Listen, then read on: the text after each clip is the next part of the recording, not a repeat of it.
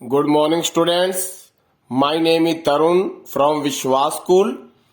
तो आज हम हमारी ऑनलाइन क्लास के अंदर एक टॉपिक करेंगे सप्तक। तो सप्तक हमें पता होना चाहिए कि सप्तक का मीनिंग क्या है। तो सप्तक ये जो शब्द है इसकी उत्पत्ति संस्कृत भाषा के अंदर सप्त धातु उससे इसकी उत्पत्ति हुई है, जिसका अर्थ है सात। मतलब सप्त धातु से इसकी उत्पत्ति हुई है सप्तक शब्द की, और मीनिंग है इसका सात। संगीत के अंदर जैसे आपको स्वर वाले टॉपिक में बताया था कि सात स्वर होते हैं, शुद्ध स्वर होते हैं और 5 विकृत स्वर होते हैं। तो सप्तक के अंदर क्या है, संगीत की ये जो स्वर है, जब 7 स्वरों को एक क्रम में गाया अथवा बजाया जाता है। मान लो ये जो 7 स्वर हैं, चाहे हम इसको एक क्रम में गाएं अथवा बजाएं, तो वो सप्तक कहलाता है। दोबारा से इसकी डेफिनेशन कि जब 7 स्वरों को एक क्रम में, मान लो जैसे सा रे गा मा पा धा नी, ऐसे ही उल्टा इसको सा नी धा पा मा गा रे सा, जब 7 स्वरों को एक क्रम में गाया अथवा बजाया जाता है तो वह सप्तक कहलाता है। एक सप्तक में कुल 12 स्वर होते हैं। जैसे आपको स्वर वाले टॉपिक में बताया गया था कि 7 शुद्ध स्वर होते हैं और 5 विकृत स्वर होते हैं। स्वरों के प्रकार आपको बताए थे शुद्ध और विकृत, कि 7 शुद्ध स्वर होते हैं और जैसे सारे गामा पाधानी, इनमें से सा और पा को छोड़ के जो बाकी 5 हैं उनके 2-2 मतलब वो अपने शुद्ध स्वर से हटकर दूसरी जगह पर पहुंच जाते हैं, तो उन्हें विकृत स्वर बोला गया था। तो 7 शुद्ध स्वर हैं और 5 विकृत स्वर हैं। उसके बाद है सप्तक के प्रकार, कि सप्तक कितने प्रकार के होते हैं। मंद्र सप्तक, दूसरा है मध्य सप्तक और तार सप्तक। जो पहला सप्तक होता है हारमोनियम के अंदर, तो वो मंद्र सप्तक कहलाता है। मंद्र सप्तक, मान लो जिसी ने गले का अभ्यास करना है, इसको खर्ज सप्तक भी बोल देते हैं। तो गले के अभ्यास के लिए इस सप्तक का प्रयोग किया जाता है, मंद्र सप्तक। इसका दूसरा नाम है खर्ज सप्तक। इसकी आवाज मोटी होती है, इस सप्तक की आवाज। और उसके बाद है मध्य सप्तक।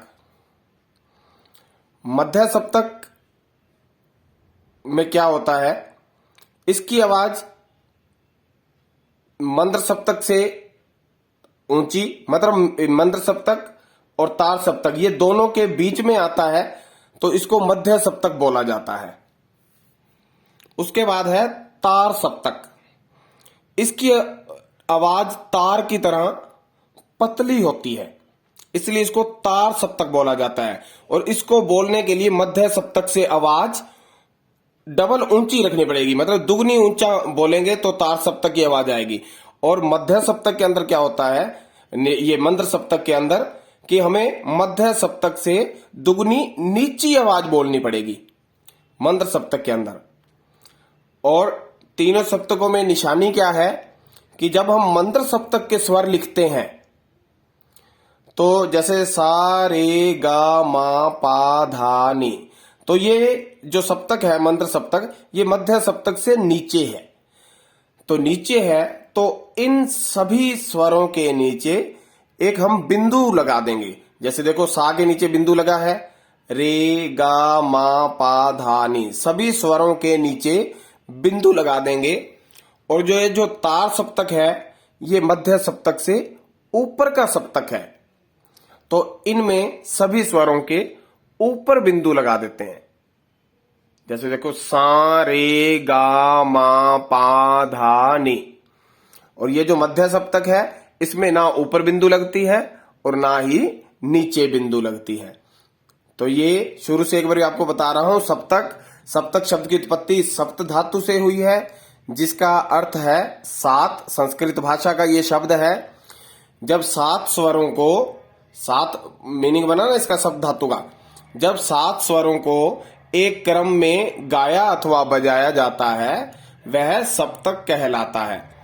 एक सप्तक में कुल 12 स्वर होते हैं। स्वर वाले टॉपिक में आपको बताया था कि 7 शुद्ध स्वर होते हैं और 5 विकृत स्वर होते हैं। उसके बाद ये सप्तक के प्रकार करे हमने। 3 प्रकार हैं सप्तक के, मंत्र सप्तक, मध्य सप्तक, तार सप्तक। मंत्र सप्तक में क्या होता है कि हर स्वर के नीचे बिंदु लगती है, इसे खर्ज सप्तक भी बोला जाता है।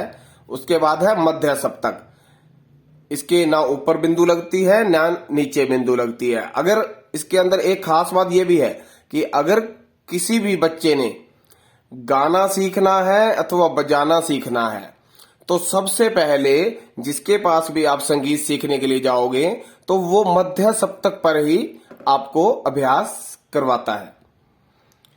उसके बाद है तार सप्तक। तार सप्तक में क्या होता है, सभी स्वरों के ऊपर बिंदु लगती है और इसमें इस स्वर को बोलने के लिए हमें मध्य सप्तक से दुगनी ऊंची आवाज में गाना पड़ता है।